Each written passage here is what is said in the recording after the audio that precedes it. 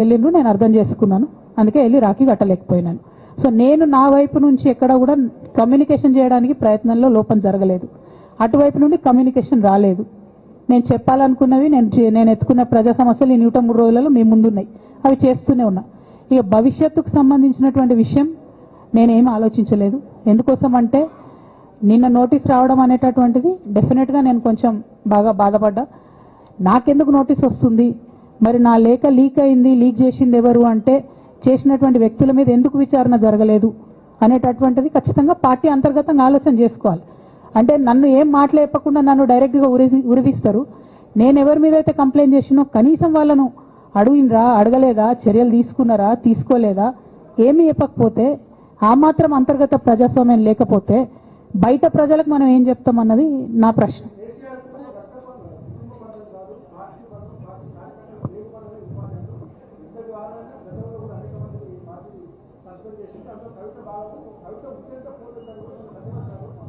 నేనేమంటున్నా బ్రదర్, వాళ్ళందరికీ ఏది చెప్తే స్క్రిప్ట్ రాసిస్తే అది మాట్లాడతారు, దాంట్లో ఏముంటుంది.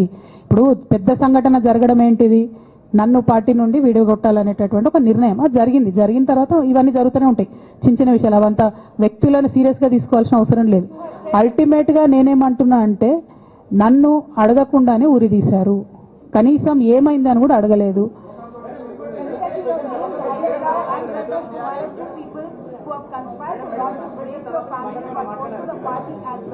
But this is also being portrayed as a succession matter, that your father actually chose your brother as a political heir and that you want a space in the political party as a leader, and that's the reason why you have started making this kind of reverse. Madam నేనేమలోగా తీసాను madam, నేనేమంటున్నా అంటే నేనేమంటున్నా అంటే ఇప్పుడు ఈ నేను మాట్లాడే ప్రెస్ మీట్ చూస్తున్నటువంటి రాజకీయ నాయకులకు కావచ్చు, బీఆర్ఎస్ పార్టీకి సంబంధం లేని వ్యక్తులకు కావచ్చు, వాళ్ళకి ఇది ఒక ఎంటర్టైన్మెంట్, ఇది ఒక వార్త. కానీ నాకు నా లైఫ్, మా బీఆర్ఎస్ పార్టీ కార్యకర్తలకు వాళ్ళ లైఫ్.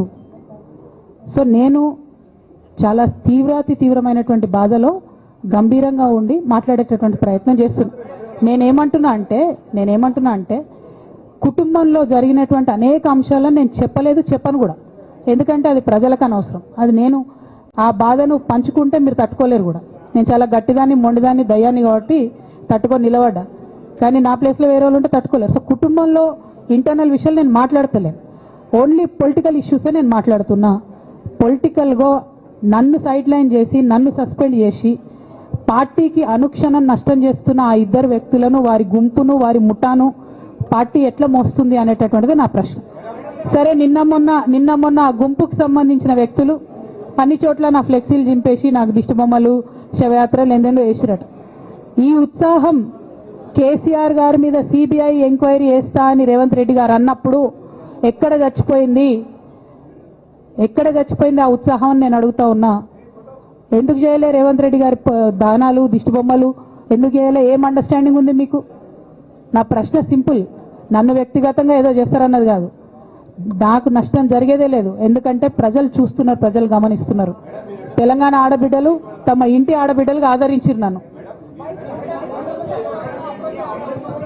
ఒక్కొక్కరు అడిగితే అర్థమవుతలే, ఏం అర్థమవుతలే.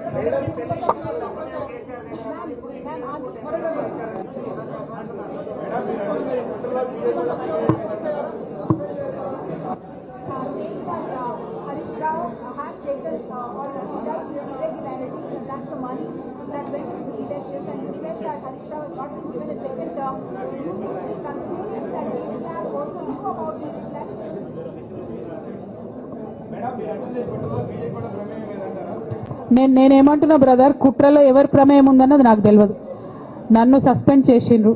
బీఆర్ఎస్ పార్టీకి, తెలంగాణ ఉద్యమానికి, తెలంగాణ ప్రజలకు 20 సంవత్సరాలు నా జీవితంలో కష్టపడ్డా కాబట్టి ఒక అపీల్ చేస్తున్నా నేను ప్రెసిడెంట్ కేసీఆర్ గారికి, వర్కింగ్ ప్రెసిడెంట్ కేటీఆర్ గారికి. మన కుటుంబాన్ని విచ్ఛిన్నం చేసి పార్టీని హస్తగతం చేసుకోవాలనే కుట్ర జరుగుతుంది, దాన్ని తిప్పికొట్టండి. అవినీతి తిమంగళాలని బీఆర్ఎస్ పార్టీలకు వెళ్ళి తీసి బయట పడేయండి. అల్టిమేట్గా ప్రజలకు సేవ చేసే దాంట్లో మనం ముందుకెళ్లాలనేది నా ఆలోచన.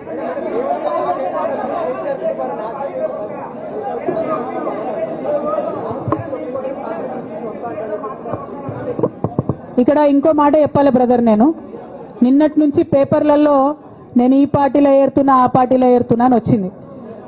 నేను ఏ పార్టీలో కూడా చేరను. నాకు ఏ పార్టీతో అవసరం లేదు.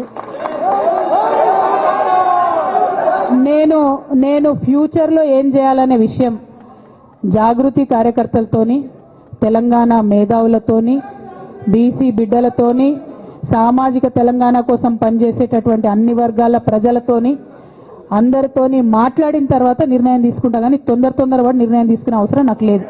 ఒకటి.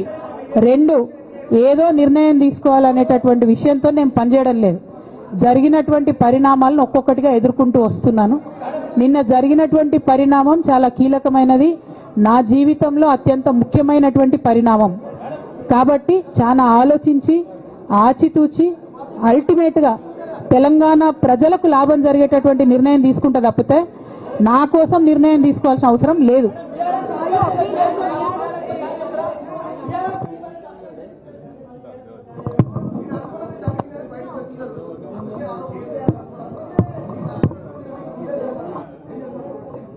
నాకెట్లా తెలుస్తుంది సస్పెన్షన్ గురించి? నాకైతే రేవంత్ రెడ్డికి ఉన్నట్టు ఆడ దూతలు లేరు. అక్కడ సార్ సగం ఇడ్లీ తింటే బయటకు చెప్పేటటువంటి సిస్టమ్ నా దగ్గర లేదు. సో అక్కడ ఏం జరిగిందో నాకు తెలియదు, ఎవరు నా గురించి ఏం చెప్పారో నాకు తెలియదు.